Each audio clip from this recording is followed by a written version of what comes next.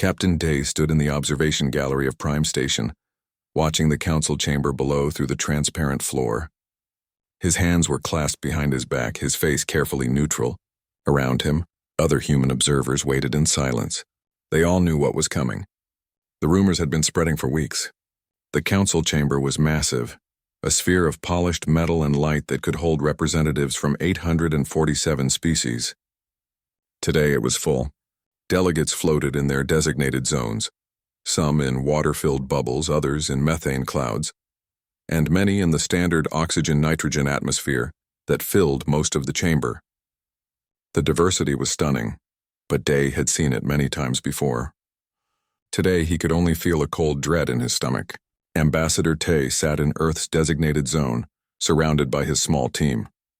The ambassador was an old man, 73 years of service to humanity's place among the stars. His hair was completely white now, but his eyes were still sharp. Next to him, Dr. Hana reviewed data on her tablet, her young face creased with worry. She was Earth's chief xenobiologist, and she had spent 15 years building relationships with other species. Neither of them looked up at the gallery where Day watched. The chamber's central platform began to glow. The council speaker emerged, a towering being from the Rex Collective. His name was Vex, and his insectoid body gleamed under the lights. 6 limbs moved with mechanical precision as he activated the speaking podium. "The emergency session is called to order," Vex announced, his voice translated instantly into 800 languages. "We gather to address Resolution 4477, regarding the status of species designation human, origin planet Earth, Sol system." Day felt the other humans in the gallery tense. Mira, a young communications officer from his ship, moved closer to him. She was only 25, and this was her first time seeing the council in person. Her hands were shaking. "The resolution has been submitted by the Rex Collective," Vex continued, "with support from 217 additional species. The matter is simple. Humanity has become a threat to galactic stability. We propose complete isolation." The chamber erupted in sound. Hundreds of species began talking at once, their various forms of communication creating a wall of noise. Vex waited patiently for silence, then continued. "Humans have been part of our community for 47 years. In that time, they have expanded to 73 colony worlds. They have developed weapons technology that rivals our most advanced species. They have interfered in local conflicts, claiming humanitarian reasons. They reproduce at an alarming rate. They are aggressive, unpredictable, and dangerous." Ambassador Tay rose from his seat. His voice when he spoke was calm but carried across the chamber. "The council speaker presents opinion as fact. Humanity has followed every law, every regulation. Our colonies are legal under council charter. Our technology development is within permitted bounds, and our interventions have saved lives." "Saved lives?" Vex's mandibles clicked in what might have been amusement. "You interfered in the Krovan Civil War. You violated the non-interference directive." "We stopped a genocide," Tay replied. 20 million Krovan are alive because we acted. The non-interference directive has exceptions for mass casualties. We followed procedure." Dr. Hana stood up beside the ambassador. "If I may speak," she said softly. The chamber quieted. Many species respected Hana. She had helped cure the Red Plague 15 years ago, saving billions across 40 worlds. "We came to the stars hoping to learn and share. We've contributed our science, our culture, our resources. Why are we being judged for success?" A delegate from the Tauran Commonwealth spoke up, their crystalline form chiming like bells. "Because you succeed too well, Doctor. You grow too fast. You want too much. You remind us of the ancient empires that once conquered this galaxy. We cannot allow that history to repeat." More voices joined in. Some defended humanity, but more spoke against them. Day listened to the litany of complaints. Humans were too curious. Humans asked too many questions. Humans didn't respect tradition. Humans wanted seats on committees they had no business joining. Humans. The debate lasted 3 hours. Ambassador Tay spoke 5 more times, each argument more passionate than the last. He reminded the Council of human contributions.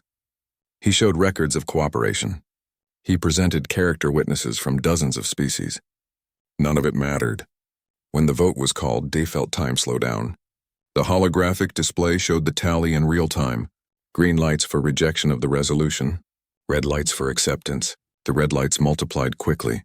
spreading across the display like blood in water. Final tally: 731 species voted for isolation. Only 116 voted against it. Humanity was alone. Vex read the terms in his emotionless, translated voice. Earth and all human colonies are hereby isolated from galactic affairs. All human personnel must withdraw from Council space within 60 standard days. All embassies must close. All trade agreements are void. All security pacts are terminated. A quantum barrier will be erected around the Sol system. Humans will not be permitted to leave. This isolation will remain in effect indefinitely, subject to review every 50 years. 60 days. They had 60 days to pack up 47 years of civilization among the stars. 60 days to abandon everything they had built. Ambassador Tay stood silently for a long moment. Then he bowed, the gesture stiff and formal. The United Earth government will comply with the Council's decision, he said quietly. We will withdraw peacefully. We will not resist. But we will remember this day. The session ended. Delegates began to leave, some quickly, others with lingering looks toward the human section. Day saw a few who seemed ashamed, but most looked relieved. The scary humans were being put in a cage. They could all sleep better now. Day turned to leave the gallery. Mira was crying silently, tears running down her face. The other observers stood in shock. One man, a colony administrator, was arguing with someone on his communicator. I don't care what they voted, he was shouting. We have 3 million humans on Tarsus 4. How do we evacuate 3 million people in 60 days? The walk back to their ship felt endless. The Harmony was docked at Prime Station's human berth, a sleek diplomatic vessel that had carried ambassadors and scientists between the stars for 20 years. Now it would carry the news of humanity's exile.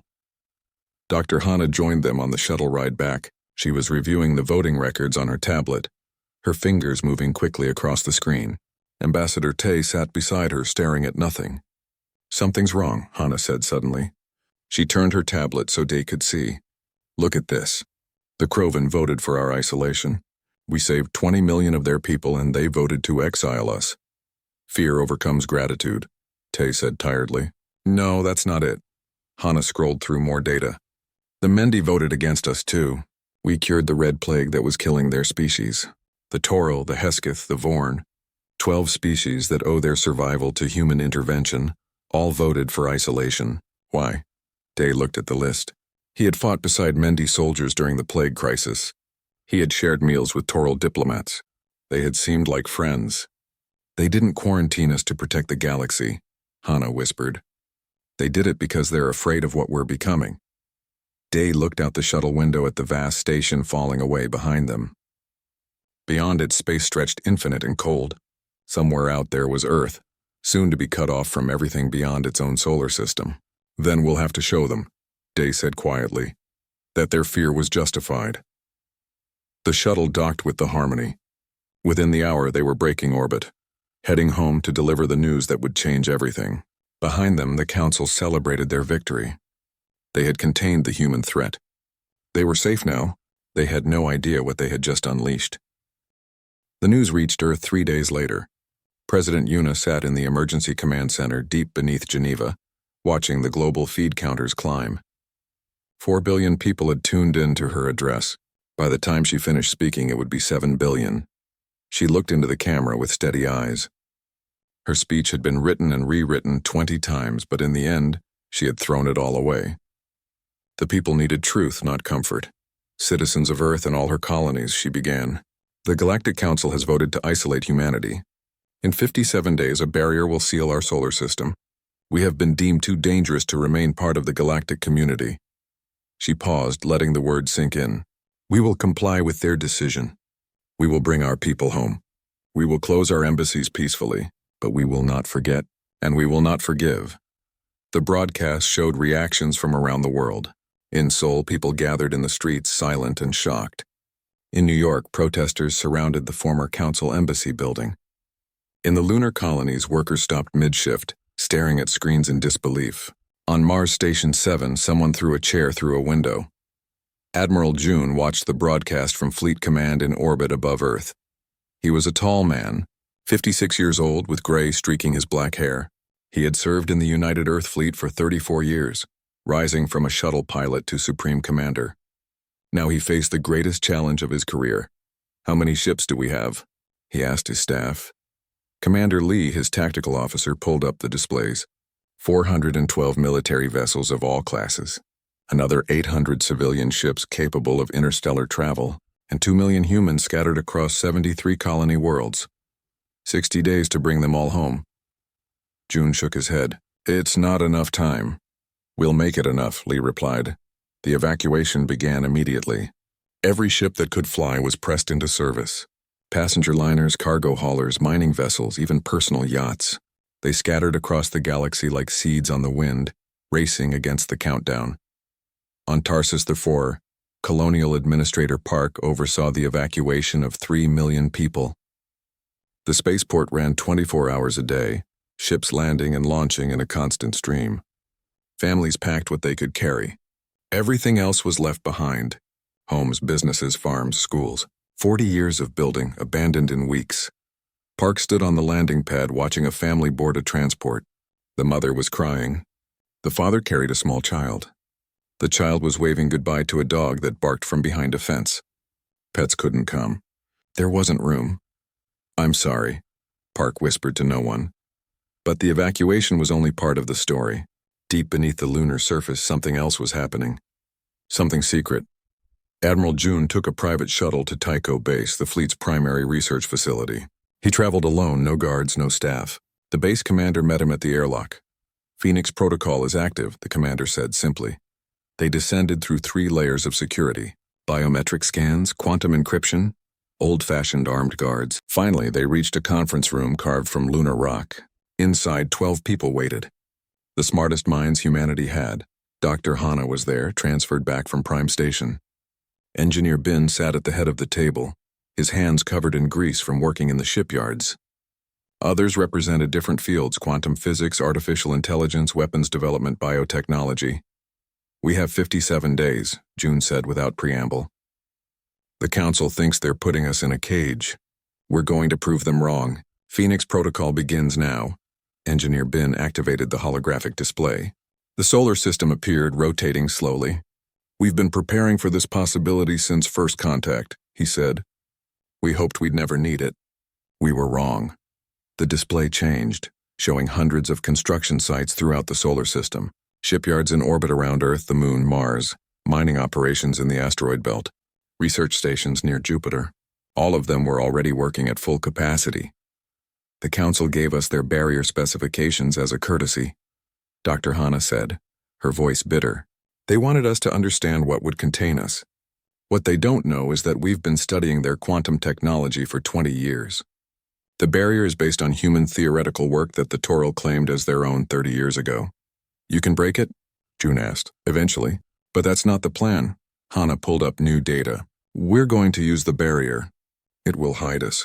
While the galaxy thinks we're trapped and helpless, we'll be rebuilding everything." Bin took over the presentation. "Every shipyard is being retasked. We're not building transport ships or science vessels anymore. We're building something new. Warships like the Council has never seen. Ships that can outrun, outgun, and outlast anything in the galaxy. We're going to need resources," someone said. "We have them." Bin zoomed the display to the asteroid belt. 16 Psyche alone has enough metal to build 1 million ships. Ceres has water and organic compounds. The Jovian moons have hydrogen and helium. Our solar system has everything we need. Over the next weeks, the evacuation continued while Phoenix Protocol accelerated. 2 million humans came home, bringing with them something more valuable than possessions. They brought intelligence. Every returning human had worked with alien species. They knew Council technology, Council tactics, Council weaknesses.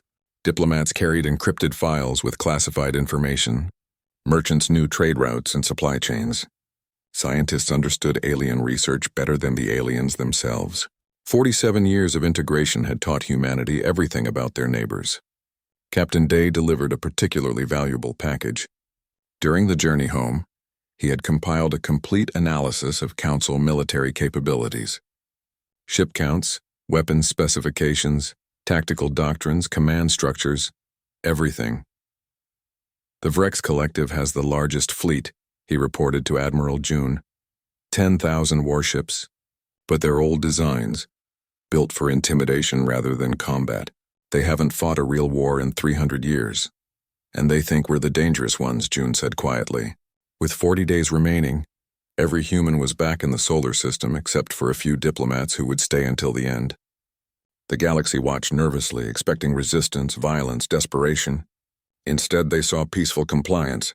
Ships returned home. Embassies closed quietly. Humans said polite goodbyes and departed. The council relaxed. See? The humans knew their place. The isolation would be easy. On Earth, President Yuna gave another address. "We are home," she said. "Every human has returned to the Sol system. We thank the council for their years of cooperation. We bear them no ill will. We wish them peace and prosperity, and we look forward to the day when we might meet again as equals." The words were diplomatic. The meaning was clear to those who listened carefully.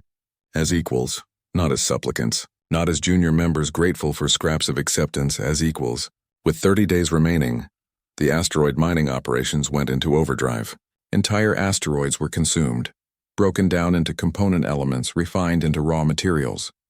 The output was staggering. More metal and minerals in 1 week than humanity had processed in the previous century.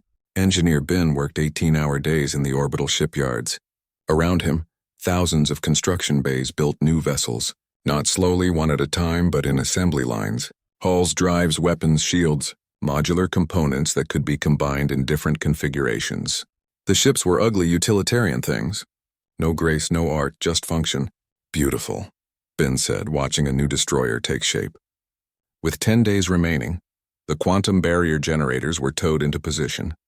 Massive structures, each one the size of a small moon, placed at strategic points around the solar system. The council sent engineers to supervise the installation. They were polite, professional. They explained how the barrier worked, how it would seal the system completely. Dr. Hana thanked them for the information. She took detailed notes. The council engineers never suspected that she understood the technology better than they did. With 1 day remaining, Admiral June stood in Fleet Command looking at the tactical display. The solar system was ready. 3,000 new ships had been built in 60 days. 50 more were being completed every day. Mining operations ran at capacity. Research facilities pushed the boundaries of human science. The last diplomats came home. Ambassador Tay, gray and tired but unbowed. His staff, including young Mira, who had cried in the gallery at Prime Station. They boarded the last transport and broke orbit. At exactly midnight Universal Standard Time, the quantum barrier activated. Energy cascaded across the solar system's edge, forming a wall that nothing could pass. Earth went dark to the galaxy. Communications cut off. Sensors went blind.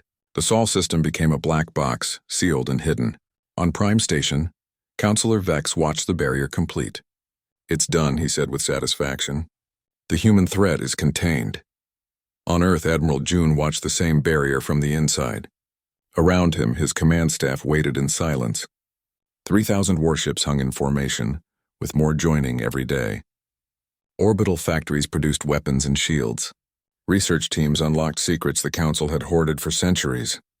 June turned to his officers. "They wanted to see what happens when you back humans into a corner. Let's show them." He took a breath and gave the order that would change everything. "Begin Operation Breakout." The countdown started. Not to surrender. To freedom. 50 years passed. The galaxy moved on. Trade routes that once included human worlds were rerouted. Council committees that once had human representatives filled those seats with other species. The 73 colonies humanity had built were divided among the council members as spoils. History books mentioned humans as a cautionary tale about aggressive expansion. The Sol system remained dark behind its quantum barrier, silent, sealed, forgotten by most, but not by everyone. Kira worked at the Far Reach Observatory, a remote research station on the edge of council space. She was a Toral, her crystalline body reflecting the light of distant stars. She had been a student when the humans were exiled, studying under Dr. Hana for 2 years before the isolation. Those had been the best years of her education. She had voted against Resolution 4477, one of the few Toril who did. It had cost her. Better positions went to others. Promotions passed her by. She ended up here at Far Reach, where the council sent scientists they wanted to forget. Kira didn't mind. The work was honest, and the silence let her think. She was running a routine scan of the galactic barrier network when she noticed something wrong. The quantum signature from the Sol barrier was fluctuating. Tiny variations barely detectable. She ran the scan again. The fluctuations were getting stronger. "That's impossible," she whispered in her chiming voice. Quantum barriers didn't fluctuate. They were stable by definition. Once established, they remained constant until deliberately deactivated. But the numbers didn't lie. Something inside the Sol system was affecting the barrier from within. She compiled a report and sent it to Council Science Division. 2 weeks later, she received a curt response. "Sensor malfunction, disregard the readings, recalibrate equipment." Kira recalibrated everything. Ran the scans again. The fluctuations were stronger now. She sent another report, this one more urgent. The response came from Counselor Vex himself. "Stop wasting Council resources on phantom readings. Consider this an official reprimand." That told Kira everything she needed to know. Vex knew something was wrong. He was covering it up. She kept scanning. Kept recording. Watching the barrier slowly weaken from the inside. On Prime Station, Counselor Vex tried to sleep but couldn't. The reports from Far Reach Observatory haunted him. He had suppressed them, silenced Kira, but he couldn't ignore what the data meant. The humans had found a way. He had argued against the barrier from the beginning. Not because he liked humans, but because he understood them. Trapping humans wouldn't contain them. It would give them focus, purpose, a challenge to overcome. But the other council members hadn't listened. They wanted the human problem solved. The barrier seemed perfect. Lock them away and forget about them. Now, 50 years later, Vex's fears were coming true. He accessed the classified monitoring network, the one only council leadership knew existed. Hidden sensors around the Sol system provided basic data through the barrier: energy readings, mass movements, thermal signatures. What he saw made his blood run cold. The thermal signature from Earth's sun had changed. Not the sun itself, but something around it. Something massive was orbiting the star, absorbing its energy. The mass readings from the system had multiplied by a factor of 10. There weren't 8 planets anymore. There were hundreds of artificial structures, and the ship count. The sensors could barely track them all. Thousands, tens of thousands. Vex closed the data feed with a trembling limb. If the other counselors saw this, they would panic. Better to keep it quiet. The barrier would hold. It had to hold. 3 days later, it didn't. The barrier collapsed at UR 847 Universal Standard Time. Not slowly, but in a cascade of exotic particles that lit up sensors across 3 sectors. The quantum field that had sealed the Sol system for 50 years simply ceased to exist. Silence followed. Hours of it. Council ships near the former barrier pulled back, unsure what to do. No orders came from Prime Station. Everyone waited to see what would emerge from the darkness. On the second day, a probe appeared. Small, simple, clearly human design. It drifted toward the nearest council monitoring station and attached itself to the communications array. The message played on every frequency in every language. Admiral Day appeared on the screen. He was old now, impossibly old. His face was lined and weathered, his hair pure white. But his eyes were still sharp, still fierce. He wore the uniform of the United Earth Fleet, medals covering his chest. "This is Admiral Day of the United Earth Fleet, broadcasting to the Galactic Council. The quarantine is over. We're coming out, and we're not asking for permission." The message ended.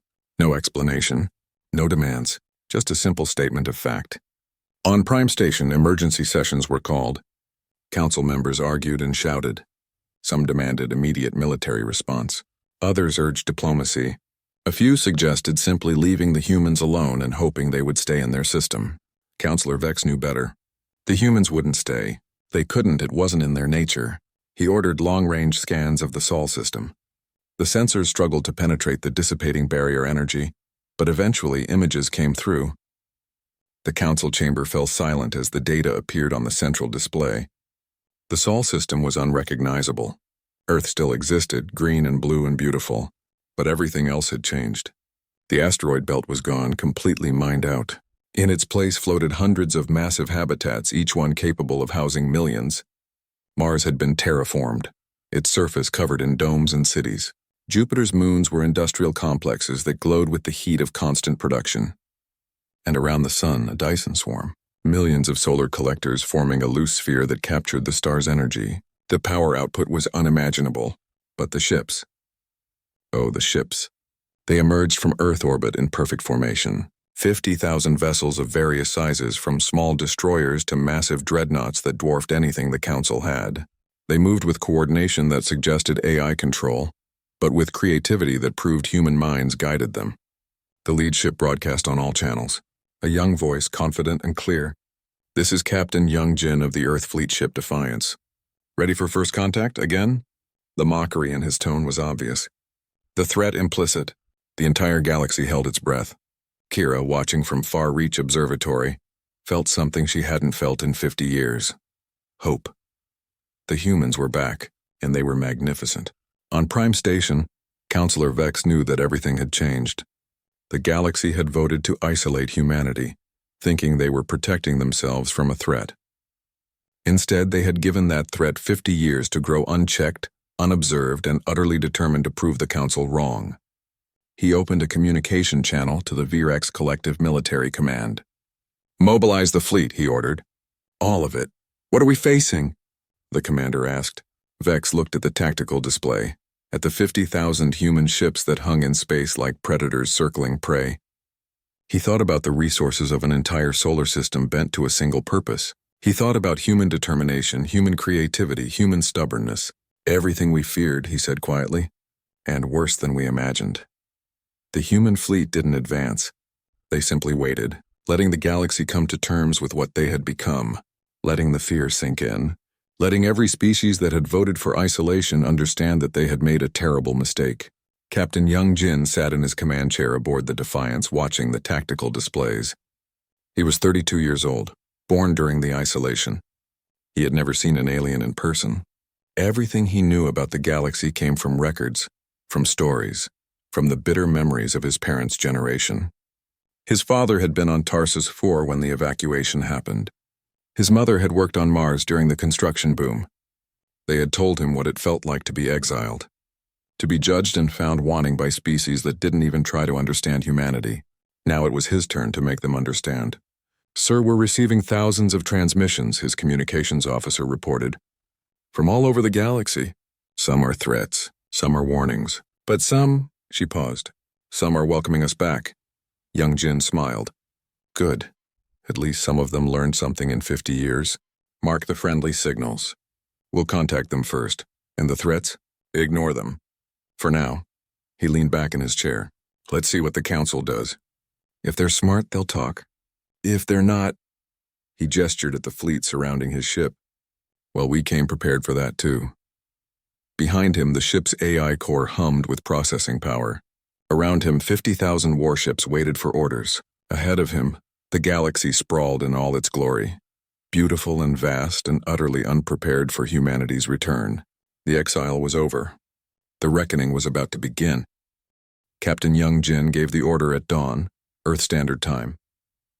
"Begin reclamation operations." The human fleet split into dozens of task forces, each heading toward a different former colony world. No weapons charged, no threats issued. They simply went where humanity had once lived and started coming home. The first was Tarsus IV, the agricultural world that had housed 3 million humans before the exile. Now it was home to the VREX Collective, who had claimed it as spoils of war. When the human ships entered orbit, the VREX colonial governor sent a frantic message to Prime Station. "They're here. Human ships, hundreds of them. What do we do?"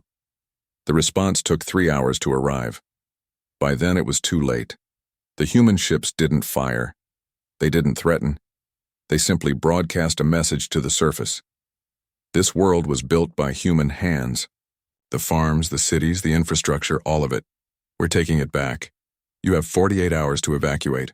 Transport ships are standing by to assist. No one will be harmed. The VREX governor tried to argue, tried to claim legal ownership, tried to call for military support. But the human ships just waited, patient and immovable. After 24 hours, the VREX started boarding the transport ships. What choice did they have? The humans had 300 warships in orbit. The Vrex had nothing. The same scene played out across 73 worlds. Human fleets arrived, made polite announcements, and waited. Some colonies evacuated immediately, others tried to resist. None succeeded. On Prime Station, Counselor Vex watched the reports flood in. Every former human world was being reclaimed, peacefully, legally even. The humans cited council law, pointing out that the original exile had never transferred legal ownership of the colonies. The barrier had only isolated the humans, not revoked their property rights. It was technically correct, the worst kind of correct. We need to respond, Councillor Bryn of the Tauran Commonwealth said during the emergency session. This is an invasion. They haven't fired a single shot, another councillor pointed out. They don't need to. They show up with overwhelming force and demand we leave. That's invasion by intimidation. Vex listened to the arguing for 3 hours before finally speaking. Mobilize the fleet. We show them that numbers alone don't win wars. We have experience, we have tactics, we have unity. The Vrex collective fleet began gathering. 10,000 warships, the largest military force in the galaxy. They assembled at Staging Point Gamma, a massive space station on the edge of Vrex territory. Crews drilled, weapons were tested, battle plans were drawn. General Suho watched the Vrex fleet gather from his command ship, the Reckoning. He was 45 years old, born on Mars during the isolation. His entire life had been preparing for this moment. They're doing exactly what we predicted, he told his tactical team. Massing their forces for a decisive battle. Classic Vrex doctrine, straight from their training manuals.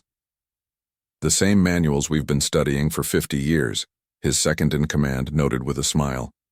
Exactly. Suho pulled up the tactical display. They'll come at us in a sphere formation, trying to surround and overwhelm. They've used the same tactic for 300 years because it's always worked. And our response? We show them what happens when you fight an enemy that knows everything you're going to do. The battle began 6 days later at the Tarsus Junction, a strategic point controlling access to 12 systems. The Vrex fleet arrived in perfect formation, 10,000 ships moving as one. Their commander, Fleet Marshal Kren, broadcast a challenge to the human forces. You are outnumbered. Surrender now and we will show mercy. Captain Young Jin, commanding the human vanguard, responded calmly. You have 10,000 ships. We have 5,000. Your math is correct, but your conclusion is wrong. This is your last chance to withdraw. You are arrogant children playing with weapons you don't understand. We're the children you locked in a room with all your blueprints and 50 years of motivation. This is going to hurt. The Vrex fleet advanced. The sphere formation expanded, trying to envelop the human ships. It was a beautiful maneuver executed perfectly. It didn't matter. The human ships didn't try to avoid the envelope. They accelerated directly into it, but as they moved, they flickered, seeming to jump short distances without moving through the space between. Quantum displacement drives, technology the Council didn't know humanity had. The Vrex weapons fired, but the human ships were never where the targeting computers predicted. Adaptive shielding absorbed hits that did connect, learning and adjusting in real time. And the human counterfire was devastating. Each human ship acted independently but moved as part of a greater whole. AI coordination allowed them to share targeting data, predict enemy movements, and respond faster than any biological crew could. But human commanders guided the strategy, adding the creativity and unpredictability that pure AI couldn't match. The battle lasted 6 hours. When it was over, 9,847 Vrex ships were disabled or destroyed.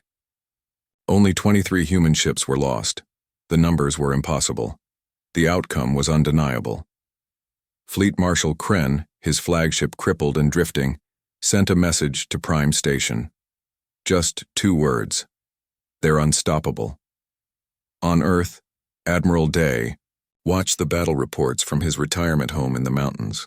He was 102 years old now, confined to a wheelchair, but his mind was as sharp as ever. He had planned this campaign 50 years ago, and it was unfolding exactly as he predicted. His aide, a young officer named Kai, read the casualty reports. 23 ships lost, 412 crew killed. The Vrek's losses are catastrophic. Any civilians caught in the fighting? Day asked. None, sir. General Suho made sure the battle happened in empty space, away from inhabited worlds. Day nodded. Good. We're not monsters. We're just tired of being treated like we are. The galaxy reeled from the battle. 10,000 ships defeated by 5,000. The Vrek's collective, the most powerful military force in Council space, broken in a single engagement. Counselor Vex sat in his private chambers, watching the aftermath footage. The technology the humans displayed was 50 years ahead of anything the Council had, maybe more. The quantum drives, the adaptive shields, the AI coordination, all of it was revolutionary. Or rather, it was human, and that's what made it terrifying. A communication request came through, marked Priority Alpha, personal and encrypted. Vex accepted it. Ambassador Nari appeared on the screen. She was young, barely 40, with the sharp eyes and sharper tongue of a new generation of human diplomats. She wore a formal suit, Earth-style, and she didn't smile. Counselor Vex, I bring terms from the United Earth Government. Terms? Vex's mandibles clicked with what might have been amusement or despair. You've already taken what you want. What terms could you possibly need? We want several things, Nari said crisply. First, a formal apology from the Council for the illegal exile of humanity. Second, reparations for the resources and opportunities lost during 50 years of isolation. Third, the return of all seized human assets. And fourth, the immediate dissolution of the current Council leadership and the creation of a reformed governing body. You demand we overthrow ourselves? We demand you take responsibility for your actions. Nari's voice was ice. You exiled us without just cause. You stole our colonies. You tried to erase humanity from galactic history, and when we came back stronger than ever, you tried to destroy us. Those actions have consequences. And if we refuse, then we continue reclaiming what's ours. We've retaken 73 worlds without firing on civilians. We defeated your largest fleet without targeting life support or escape pods. We've shown restraint. Don't mistake that for weakness. Vex studied the young human. She reminded him of Ambassador Tay, the old man who had pleaded humanity's case 50 years ago. But where Tai had been diplomatic and conciliatory, Nari was hard and unyielding. Your Ambassador Tay was a good man, Vex said quietly. He tried to find peace. Ambassador Tay died 15 years ago, Nari replied. He spent his last years watching his life's work be destroyed by your vote. We're not looking for peace anymore, Counselor. We're looking for justice. Justice or revenge? There's a difference. Nari cut the transmission. Vex sat in silence for a long time. Around him, Prime Station hummed with activity. Emergency meetings, military briefings, diplomatic backchannels. Everyone trying to figure out how to deal with a humanity that wouldn't be ignored anymore. On the Defiance, Captain Young Jin received new orders. The reclamation was complete. All 73 colony worlds were back under human control. Now came the hard part. We're going to Prime Station, he told his crew. Not as attackers, as representatives. We're going to sit in that council chamber, in the seats our grandparents were forced to leave, and we're going to make them listen. His communications officer looked worried. Sir, they might try to arrest us. Or worse, Young Jin smiled. They might try. But we'll have 50,000 ships in orbit. I think they'll choose to listen instead. The human fleet began moving toward Prime Station. Behind them, 73 worlds began rebuilding. Human colonists returned to homes they had left 50 years ago. Gardens were replanted. Cities were reopened. Children played in streets their grandparents had walked. And across the galaxy, species that had voted for humanity's exile watched nervously. 14 species in particular, the ones who had opposed the humans despite owing their survival to them, sent secret messages, apologies, explanations, pleas for understanding. General Suho read the messages and forwarded them to Earth for President Jiho's consideration. He didn't make recommendations. That wasn't his job. His job was to ensure that humanity never had to leave again. The fleet reached Prime Station 1 week later. 50,000 ships took up positions around the ancient station. a show of force that made everyone nervous. But no weapons charged. No threats were issued.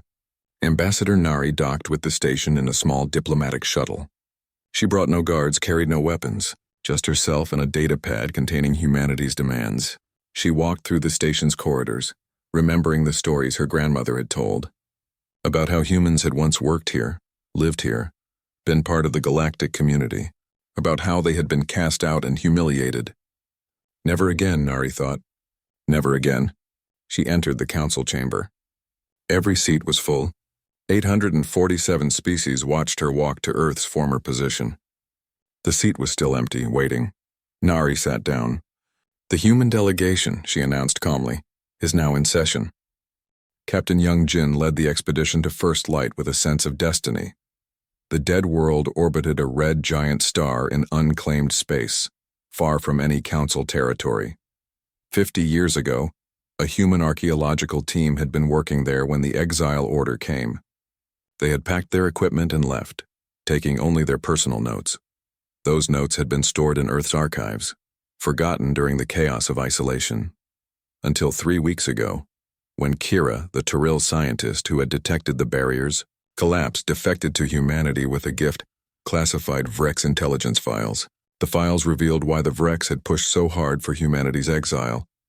It wasn't fear of human expansion or military power. It was fear of what humans might discover on First Light. The Defiance entered orbit around the ancient world. Scanners showed ruins beneath the rust-colored sand, structures that predated every known civilization. The original human team had barely scratched the surface before being recalled. "Take us down," Young Jin ordered. The landing party included Jin, Dr. Hana, now 92 years old but insisting on coming, and a team of archaeologists who had spent their entire lives studying alien cultures from behind the barrier. This was their first chance to see actual alien ruins. The structures were massive, built from a material that didn't appear in any database. They stretched for hundreds of kilometers, partially buried but still imposing. Dr. Hana knelt in the sand, running her scanner over the nearest wall. "The age readings are impossible," she whispered. "This is millions of years old, older than any civilization we know of." "The progenitors," Young Jin said. It was a legend, a myth told across the galaxy. The progenitors, the first civilization, the ones who had supposedly uplifted all other species from primitive life. Most scholars dismissed it as fantasy. But the evidence was here, carved in stone and metal that had survived epochs. They entered the main structure through a collapsed section. Inside, the walls were covered in symbols, mathematical equations, and star charts. Dr. Hana's team worked quickly, scanning everything, translating what they could. After 3 days, they found the archive. It was a chamber deep underground, preserved perfectly in a stasis field that still functioned after millions of years. Inside were data cores, storage devices of a technology so advanced it made council tech look primitive. Dr. Hana interfaced her equipment with the cores carefully. The data began flowing: historical records, scientific treatises, cultural information, and the truth. The progenitors had existed. They had been real, and they hadn't uplifted other species. They had created the conditions for life to evolve naturally, then watched from a distance as various species developed intelligence. Most species needed help. Genetic adjustments, technological gifts, careful guidance, the uplift protocols that every known civilization had received. But some species evolved naturally, without intervention.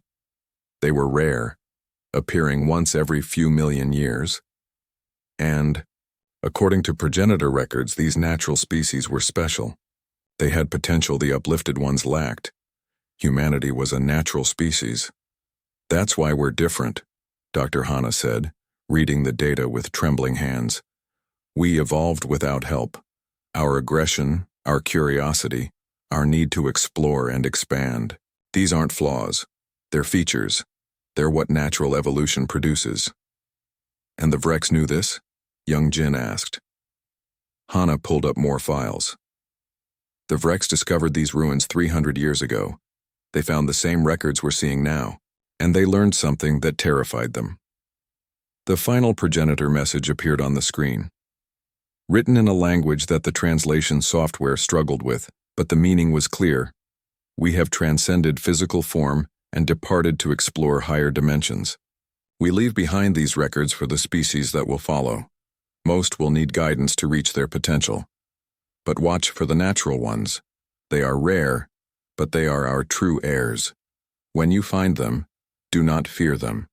Do not try to control them. Help them. Guide them. And one day they will join us among the stars. The Vrex had found this message.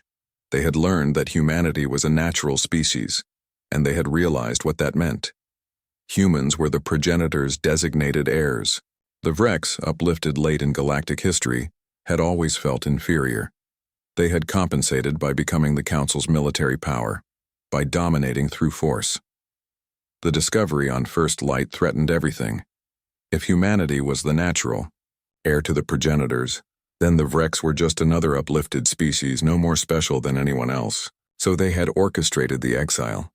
They had convinced the Council that humanity was dangerous, aggressive, uncontrollable. They had used fear and propaganda to turn the galaxy against its own future. We need to show this to everyone, Dr. Hanna said. Admiral Day received the transmission from First Light while sitting in his garden on Earth. The flowers were blooming, roses and chrysanthemums his wife had planted before she died. He read the progenitor records slowly, carefully, his old eyes straining. When he finished, he smiled.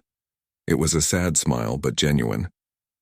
So that's what they were afraid of, he said to Kai, who stood nearby. Not what we were, what we could become. What should we do with this information? Kai asked. Broadcast it. Everyone should know the truth. The transmission went out on every frequency to every species in the galaxy. The progenitor records, complete and unedited, the truth about natural species versus uplifted ones. The revelation that the Vrex had lied and manipulated the Council for centuries. The reaction was immediate and explosive. 400 species demanded an emergency council session. The Vrex tried to claim the records were fake, but their own historical archives confirmed the discovery. They had known. They had covered it up. On Prime Station, Councillor Vex sat in the council chamber watching his political career collapse. Around him, councillors shouted accusations. The Tauren demanded his arrest.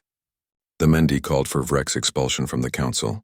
Even species that had supported the human exile turned against him. Ambassador Nari sat in Earth's seat watching calmly. She didn't gloat, didn't smile, just waited. When the shouting finally died down, she stood. The United Earth government does not seek vengeance against the Vrex Collective, she said clearly. We seek reform. The Council as it exists is broken. It can be manipulated.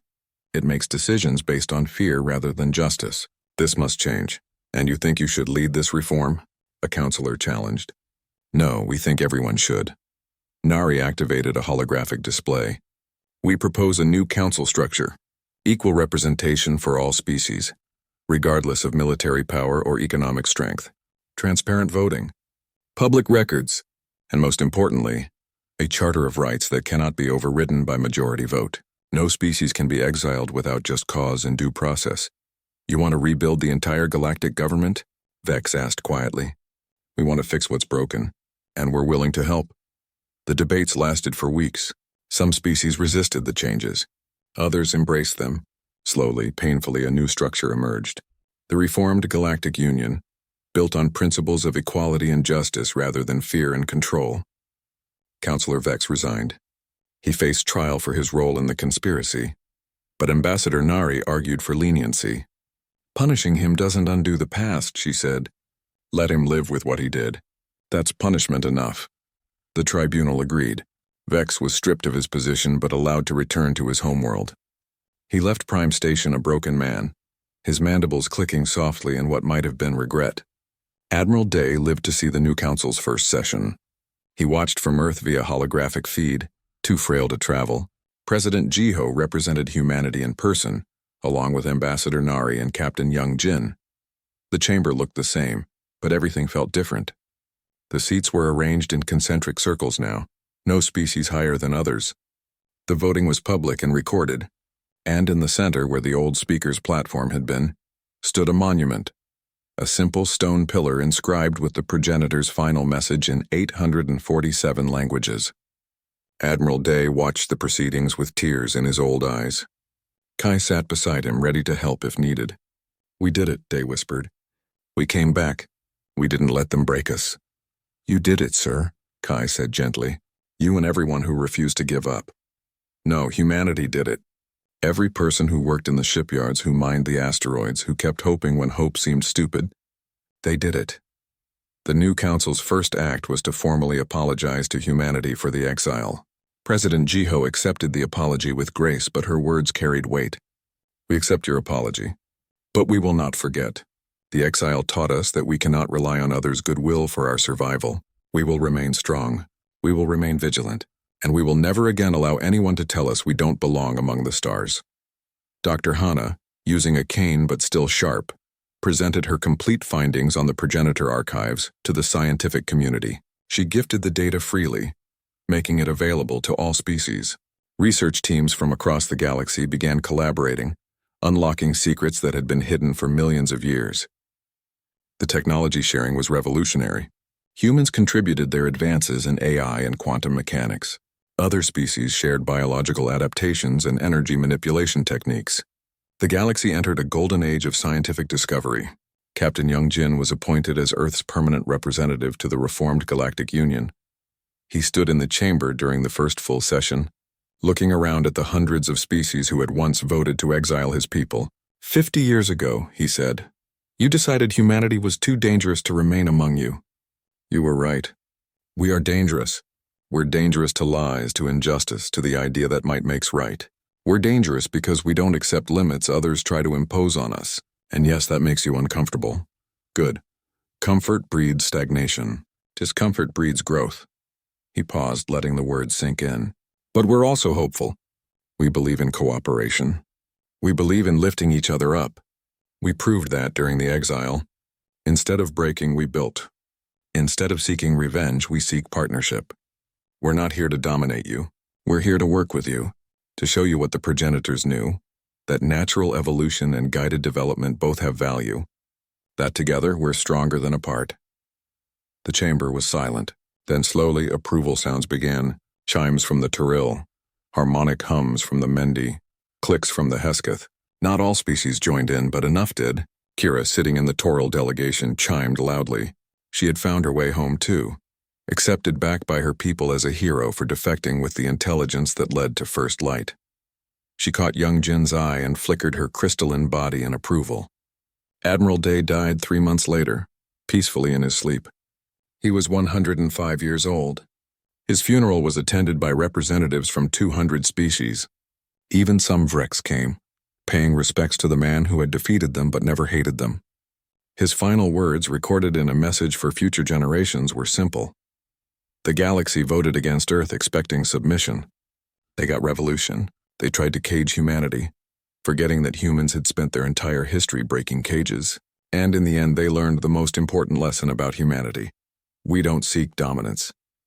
We seek the stars, and we won't let anyone tell us we can't reach them.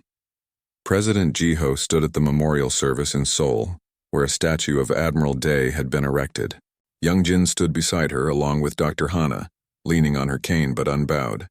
He believed in us, Jiho said to the crowd of millions. When everyone else said we were finished, he believed we could come back. Not through conquest, but through perseverance. Not through hate, but through determination. He was right. The galaxy had changed. Humanity had changed it. Not by force, though they had the power. Not by deception, though they had learned the truth. But by simply refusing to accept that their story was over. Trade routes reopened, including Earth now. Cultural exchanges resumed. Human students studied on alien worlds. Alien students came to Earth. The scars of exile faded slowly, replaced by new relationships built on mutual respect rather than fear. On First Light, an international research station was established. Teams from 100 species worked together, uncovering more progenitor secrets. Dr. Hana led the project until her death at age 98, training a new generation of scientists who would continue the work. The reformed Galactic Union thrived. Decisions were made transparently. Disputes were settled fairly. And when new species were discovered, they were welcomed as equals. not judged by how they had evolved. Young Jin served as Earth's representative for 40 years. He watched the galaxy transform from a place of suspicion and fear to one of cooperation and hope.